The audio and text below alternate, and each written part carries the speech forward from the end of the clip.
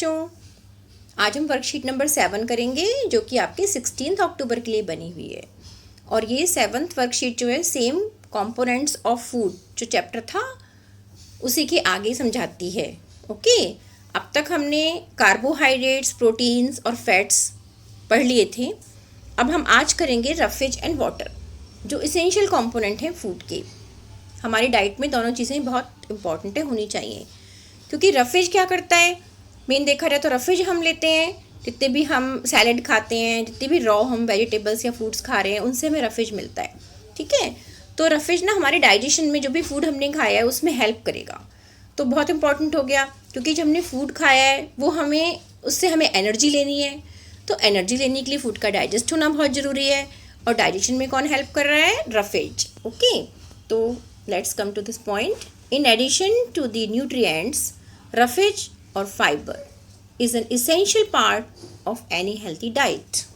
The main function of the roughage is to add bulk to the daily diet. जैसा मैंने अभी आपको बताया, we cannot digest roughage, so it adds bulk to the feces.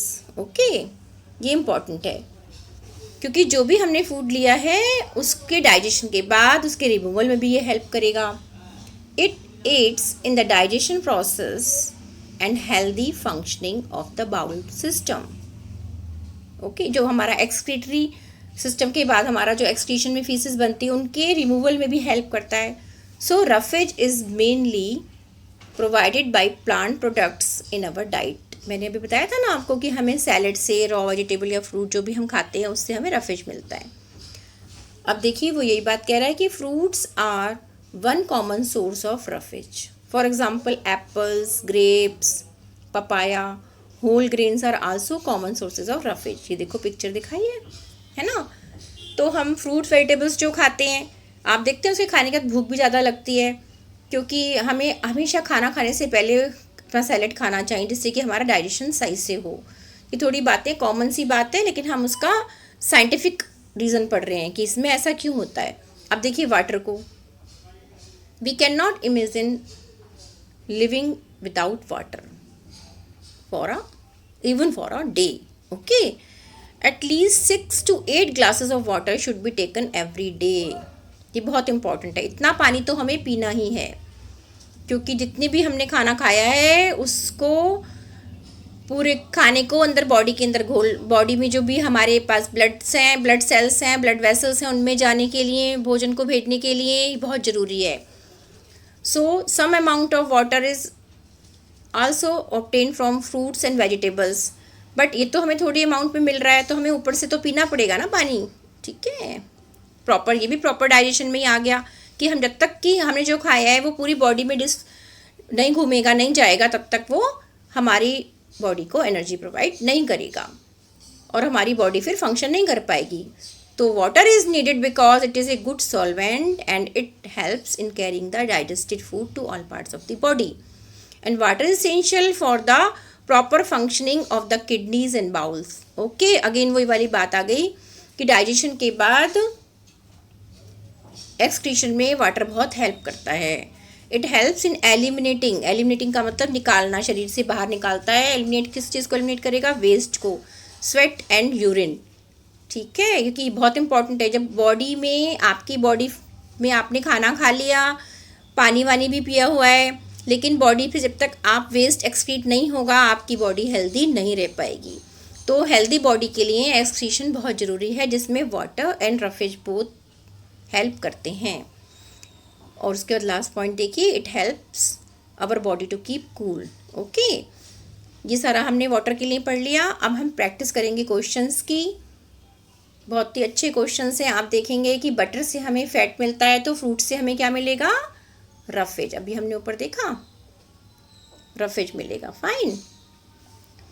इसके बाद plant food is mainly fibrous food, is it true? Yes, very true, क्योंकि plant से ही सारे प्लांट प्रोडक्ट, प्लांट वाला फूड ये हमें क्या दे रहा है, रफेज दे रहा है। जितने भी फ्रूट्स हैं, वेजिटेबल्स हैं, सब प्लांट वाला ही फूड है। ठीक है, तो ट्रू हो गया ये। Why is roughage an important part of our diet? ये हमने अभी ऊपर देखा, इम्पॉर्टेंट पार्ट क्यों है, क्योंकि it helps in the digestion process and healthy functioning of the bowel system. Okay, excretion में हेल्प करता है, हमारी बॉडी के वेस्ट प्रोडक्ट्स को बाहर निकालता है। Why is it important to drink water even when it does not give energy?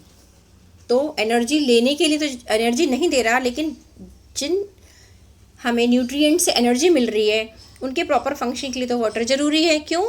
क्योंकि ये हमें क्या करता है, it is a good solvent and it helps in the carrying of digested food. ये देखिए लिखा हुआ है, to all parts of the body.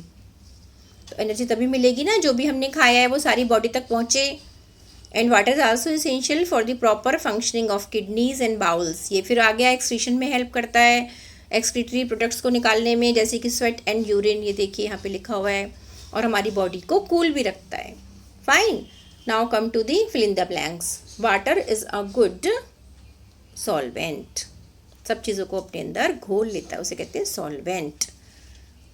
Water keeps our body cool, क्योंकि स्वेट निकालेगा, वेस्ट प्रोडक्ट को निकालेगा, हमारी बॉडी के टेम्परेचर को मेंटेन करता है, तो कूल रखता है बॉडी को। Water helps in eliminating waste like sweat and urea. ये ऊपर से देख के लिख सकते हैं आप, स्पेलिंग भी वहाँ पर लिखी हुई है, ठीक है। लिक्विड आप वेस्ट निकालने में हेल्प करेगा। Whole grains are the common source of roughage. Whole grains जो होते हैं वो रफेज, ठीक है, रफेज देते हैं, AGE। ओके, अब क्वेश्चन आंसर हमने डिस्कस कर लिए और 2 कंपोनेंट हमने डिस्कस कर लिए। अब आपका चैप्टर ऑलमोस्ट कंप्लीशन पर है, अच्छे से आप इसको अटेम्प्ट करना और सुंदर राइटिंग में काम करना। ओके बेटा, थैंक यू।